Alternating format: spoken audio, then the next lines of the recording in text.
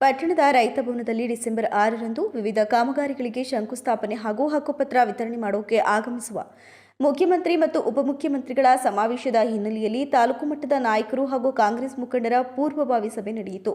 ಸಮಾವೇಶಕ್ಕೆ ಹೆಚ್ಚಿನ ಸಂಖ್ಯೆಯಲ್ಲಿ ಕಾರ್ಯಕರ್ತರು ಭಾಗವಹಿಸುವಂತೆ ಕಾಂಗ್ರೆಸ್ ಮುಖಂಡರು ಮನವಿಯನ್ನ ಮಾಡಿದರು.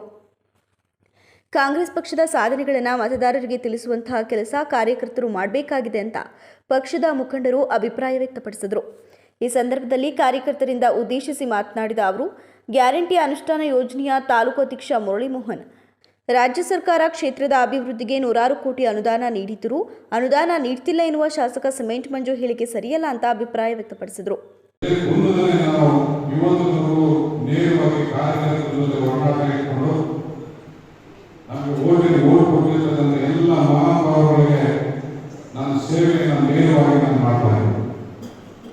ಇವತ್ತು 26 ಗ್ರಾಮ ಪಂಚಾಯತಿಗಳು ತಾವೆಲ್ಲ ಬಂದಿದ್ದೀವಿ. ಕಾರಣ ಇದೇ ತಿಂಗಳ 6ನೇ ತಾರೀಕು ಹಾಸನ ಜಿಲ್ಲೆಗೆ ಮಾನ್ಯ ಮುಖ್ಯಮಂತ್ರಿಗಳಾಗಿರ್ತಕ್ಕಂಥ ಸಿದ್ದರಾಮಯ್ಯ ಸಾಹೇಬರು, ಉಪಮುಖ್ಯಮಂತ್ರಿಗಳಾಗಿರ್ತಕ್ಕಂಥ ಡಿ.ಕೆ. ಶಿವಕುಮಾರ್ ಸಾಹೇಬರು, ನಮ್ಮ ಹಾಸನ ಜಿಲ್ಲೆಯ ಉಸ್ತುವಾರಿ ಸಚಿವರಾಗಿರ್ತಕ್ಕಂಥ ಕೃಷ್ಣಬೈರೇಗೌಡ ಸಾಹೇಬರು ಆಗಮಿಸಿದ್ದಾರೆ. ಎಲ್ಲ ಫಲಾನುಭವಿಗಳಿಗೆ ಹಕ್ಕುಪತ್ರ ಕೊಡುವಂಥದ್ದಾಗುವುದು, ದುರಸ್ತಿ ಮಾಡಿರ್ತಕ್ಕಂಥ ಮಾಹಿತಿ ಕೊಡುವಂಥದ್ದಾಗುವುದು, ಇನ್ನಿತರ ಯಾವುದೇ ಕೆಲಸ ಕಾರ್ಯಗಳು ಇವತ್ತು ಫಲಾನುಭವಿಗಳಿಗೆ ಕೊಡುವಂಥ ಕೆಲಸ ನಮ್ಮ ಸರ್ಕಾರ ಇವತ್ತು ಮಾಡ್ತಾ ಇದೆ. ಸಂವಾದ ಕಾರ್ಯಕ್ರಮಕ್ಕೆ ಈಗಾಗಲೇ ಮಾನ್ಯ ಸಚಿವರು, ಉಸ್ತುವಾರಿ ಸಚಿವರು, ಅಧಿಕಾರಿಗಳು ಕೂಡ ಡೈರೆಕ್ಷನ್ಸ್ ಕೊಟ್ಟಿದ್ದಾರೆ. ಅವರ ಜೊತೆ ನಾವು ನೀವೆಲ್ಲರೂ ಕೂಡ ಏನಿವತ್ತು ನಾವು ಒಂದು ಗ್ರಾಮ ಪಂಚಾಯತ್ ಹೊಂದಿದ್ದೀವಿ, ಆ ಫಲಾನುಭವಿ ಪಟ್ಟಿಗಳು ಕೂಡ ನನ್ನ ಹತ್ರ ಇದೆ. ಅದು ಕೂಡ ನಮಗೆ ಕೊಡುವಂಥ ಕೆಲಸವನ್ನು ನಾವು ಮಾಡ್ತೀವಿ. ಆ ಗ್ರಾಮ ಪಂಚಾಯತಿಗೆ ನಾವು ನಿಂತು ಇದು ನಮ್ಮ ಸರ್ಕಾರ ಮಾಡಿಕೊಂಡಿರ್ತಕ್ಕಂಥ ಜನಪರ ಕೆಲಸಗಳು ಅಂತೇಳಿ ನಾವು ಆ ಹೊಂದಿರ್ತಕ್ಕಂಥ ಫಲಾನುಭವಿಗಳಿಗೆ ನಾವು ಕೂಡ ತಿಳಿಸಬೇಕಾಗುತ್ತೆ. ನಾಳೆ ಗ್ರಾಮ ಪಂಚಾಯತಿ ಚುನಾವಣೆ ಸಂದರ್ಭದಲ್ಲಿ ನಾವು ಮತದಾರರಿಗೆ ಹೋಗ್ತೇವೆ, ನೀವು ಏನ್ ಮಾಡಿದ್ದೀರಿ ಅಂತ ಹೇಳಿದ್ರೆ ನಾವು ಕಾಂಗ್ರೆಸ್ ಗ್ಯಾರಂಟಿ ಕೊಟ್ಟಿರ್ತಕ್ಕಂಥದ್ದು, ಮತ್ತೆ ನಿಮಗೆ ಸಾಕಷ್ಟು ವರ್ಷಗಳಿಂದ ಹಕ್ಕುಪತ್ರ ಕೊಟ್ಟಿಲ್ಲ, ನಮ್ಮ ಸರ್ಕಾರ ಕೊಟ್ಟಿದೆ ಅಂತ ನಾವು ಎದೆ ತಕ್ಕೊಂಡು ಹೇಳುವಂತ ಅವಕಾಶ ಇವತ್ತು ನಮಗೂ ನಿಮ್ಮೆಲ್ಲರೂ ಕೂಡ ಸಿಕ್ಕಿದೆ.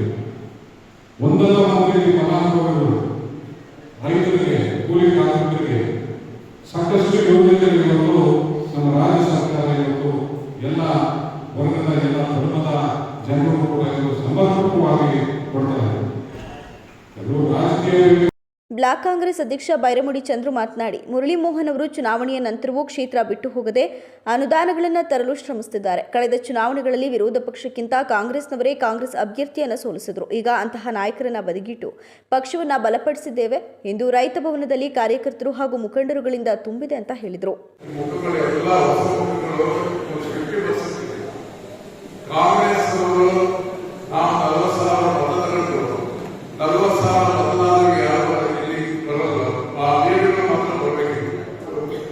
ಇಲ್ಲಿ ಲೀಡರ್ಗಳು ಬಂದವರು ಏನು ಮಾಡೋದು, ಇಲ್ಲಿ ಸರಿಯಾಗಿ ನಡೆದ್ರೆ ಕಾಂಗ್ರೆಸ್ನವರೇ ಸೋಲಿಸೋದು.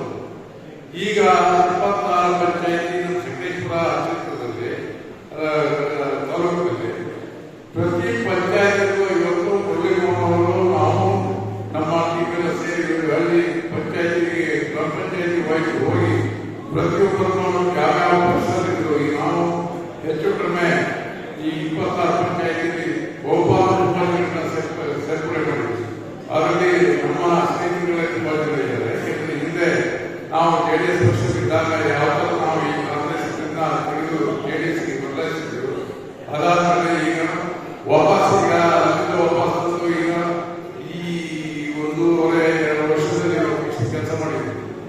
ಮುರಳೀಮೋಹನ್ ಅವರು ಇದಕ್ಕೆ ಕಾರಣ ಈ ಕಾಂಗ್ರೆಸ್ ವೀಕ್ ಆದ ಕಾರಣ ಏನಂದ್ರೆ ಯಾವಾಗ ಮೀಸಲು ಕ್ಷೇತ್ರ ಆಯಿತು, ಮೀಸಲು ಕ್ಷೇತ್ರ ಆದ್ಮೇಲೆ ಬಂದ ನಿಂತ ಅಭ್ಯರ್ಥಿಗಳು ಎಲೆಕ್ಷನ್ ಮಾಡಿ, ಎಲೆಕ್ಷನ್ಗಿಂತ 1 ತಿಂಗಳು ಮೊದಲು ಬರೋದು, ಎಲೆಕ್ಷನ್ ಆದ್ಮೇಲೆ 1 ತಿಂಗಳ ತಲೆ ಹಾಕಿದ್ದಾರೆ. ಈ ಮಲ್ಲೇಶ್ವರ ಸಿದ್ದೇಶ್ವರ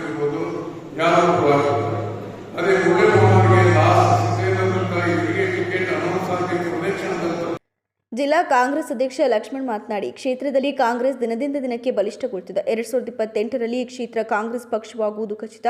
ಮುರಳಿ ಮೋಹನ್ ಅವರು ಗೆಲುವು ಸಾಧಿಸುವುದರಲ್ಲಿ ಯಾವುದೇ ಸಂಶಯವಿಲ್ಲ ಅಂತ ಹೇಳಿದರು. ನಮ್ಮ ಕಾಂಗ್ರೆಸ್ಸಿನ ಅಭ್ಯರ್ಥಿ ಎಲ್ಲರಿಗೂ ಕೂಡ ನೀವು ಅವರ ಪರವಾಗಿ ನಿಂತುಕೊಂಡು ಅವರಿಗೆ ಧೈರ್ಯ ತುಂಬುತ್ತಾ ಇರಲ್ಲ. ಇಷ್ಟು ಜನ ಕಾಂಗ್ರೆಸ್ ನಾಯಕರು ಎಲ್ಲ ಮುಖಂಡರು ಇಷ್ಟೊಂದು ಒಗ್ಗಟ್ಟಾಗಿ ಕೆಲಸ ಮಾಡ್ತಿದ್ದಾರೆ. ಮುಂದೆ ಖಂಡಿತವಾಗಿ ಕೂಡ ನಮ್ಮ ಮುರಳಿ ಮೋಹನ್ ಅವರು ಗೆಲುವಿಗೆ ಬಹಳ ಅವಕಾಶ ಇರುತ್ತೆ ಅಂತ ನಾನು ಕೂಡ ಜಿಲ್ಲಾಧ್ಯಕ್ಷರಾಗಿ ನಿಮ್ಮಲ್ಲಿ ಬಹಳ ವಿನಮ್ರತೆಯಿಂದ ಕೇಳ್ತೀನಿ. ದಯಮಾಡಿ 6ನೇ ತಾರೀಕು ನಡೆದಂತ ಕಾರ್ಯಕ್ರಮ ಎಲ್ಲ ವಿಚಾರಗಳನ್ನ ಮುರಳಿ ಮೋಹನ್ ಅವರು ತಿಳಿಸಿದ್ದಾರೆ. ನಾನು ಭಾಷಣ ಮಾಡಿರುವಂತ ಅವಶ್ಯಕತೆ ಇಲ್ಲ. ಪ್ರತಿಯೊಂದು ವಿಚಾರಗಳು ಕೂಡ ತಿಳಿಸಿದ್ದಾರೆ.